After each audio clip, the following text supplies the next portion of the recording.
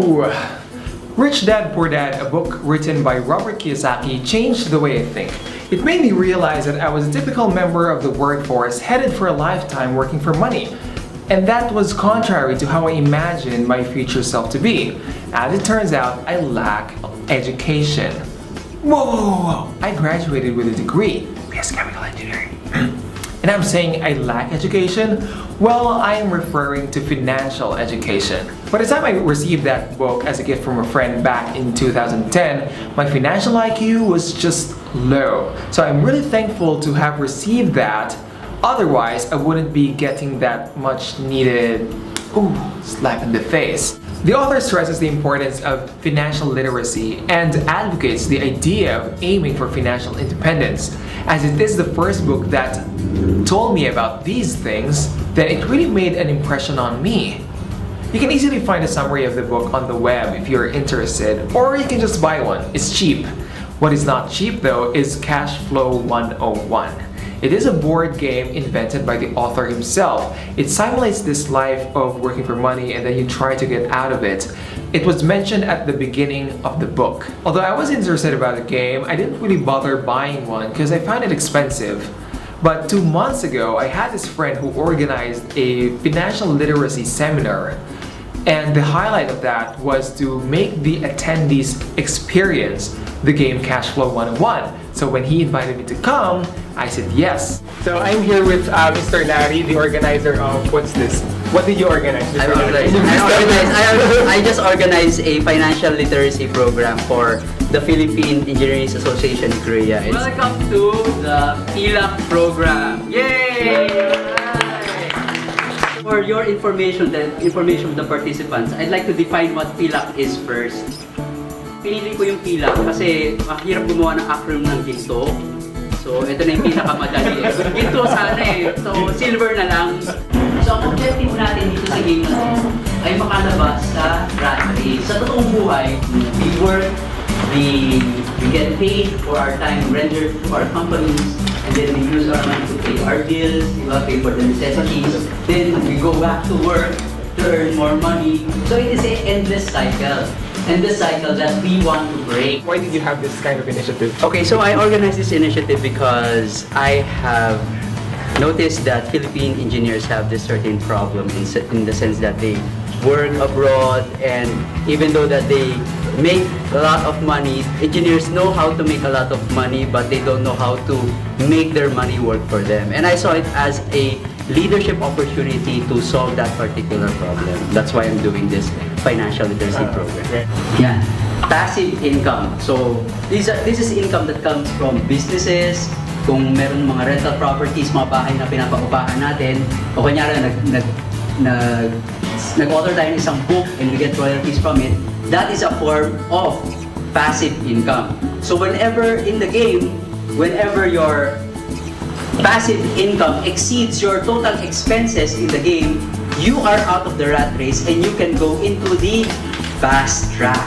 So yun yung objective natin, is to learn how to get out of the rat race. I didn't just go here on my own. I have my two friends. So this is a good representation actually, because Nolan here was the first in our group to got out of the rat race and at the same time finished the whole game. Mimi, she got out of the rat race, and I was not able to go out of the rat race. What a shame. You will draw your professions at random. Random yung pagbunot natin ng professions.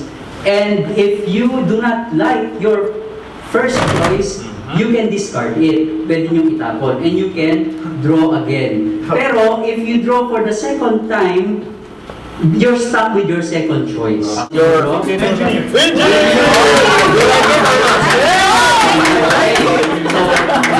ba?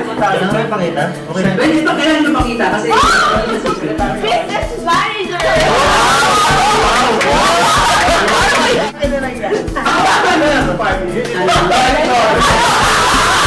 So ngayon, what I want you to do is you inform the banker of your cash flow. Yes. Yeah. Please choose one color of the rats, or mga rats dyan, and get the corresponding color ng cheese. Kita nyo na. So that... I know that's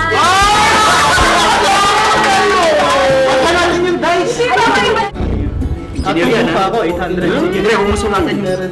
Ano? Okay, okay. Sige, okay. Isang tubo, 2,000, 2,800 ang passive income. Tubo pa ako. So, okay. Congratulations to Henry because he got out of the rat race, the first winner of our second session. Wow! Agad yung anak. So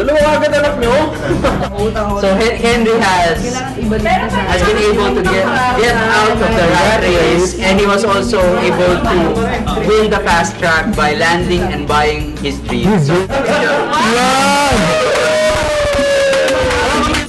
Congratulations, Nolan. How did you feel when you finished? Yeah, actually the game was quite exciting and it was really fun. Experience. Yeah, so it was really an experience, and then I have learned a lot how to be able to use your manual, how to be able to assess your income statement. So basically that's all, and that's a very good game. Yeah. Mimi here has an interesting story. It's like, it's like Yeah, getting it's like stock market. Now going up because Ano nangyari? ano nangyari? Okay, malinaw ba? Asset puts money in my pocket, tapos liability takes money out of my pocket. Malinaw ba yun? Yes! Alright, yung mga mahihirap. Pero yung cash flow natin, dito yung karamihan na tao na dito sa room na to, kasama na ako doon. I am middle class. We work, we even go overseas to earn more money. Diba? But what happens to the money? We get our paycheck, mas malaki sa Pilipinas, and we buy tons and tons of liabilities. So, yung liabilities na yun, they take money out of our pocket, and ang result, the same. Diba? Halos wala nang pinagkaiba yung cash flow natin dun sa cash flow ng mahihirap. So, kung yan yung poor at yung middle class, paano yung cash flow ng the rich? So, the rich do it this way. They have income. Yung income, in-expend nila, but they buy assets, stocks, bonds, mutual funds, real estate. Tapos, yung mga assets na yun, they earn positive cash flow, and what do they do with it? Diba? It becomes income.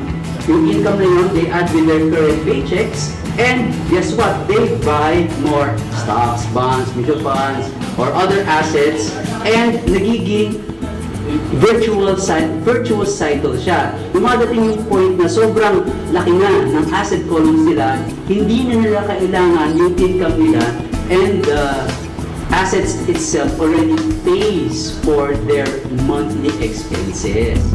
No. Actually, I find it very funny because my first profession was a business manager, and then I got bankrupt. Totally no money. And then I got another profession as a janitor, and then I managed to get out of the rat race. Yeah, too bad there's such an attendance rate, so she couldn't, really finish the game. I started as a janitor. That's really funny. Although I didn't get bankrupt, but it's so sad that I wasn't able to get out of the rat race. I think it's more on missing opportunities. That's what I did wrong. So the point of this video is to get that message mentioned by Larry out there. There are many people like me who work overseas. I work abroad for a few reasons, but the strongest one is to get a higher salary. Now that incentive of getting paid more for the same job would really make a difference if it yields a lasting effect. So right now I am in the process of trying to change my mindset from someone who accumulates liabilities to someone who builds on assets. So what do you think? A lot of opportunities. Not to mention, he got 2 children in the game. If you try to play the game, you will know what I'm talking about.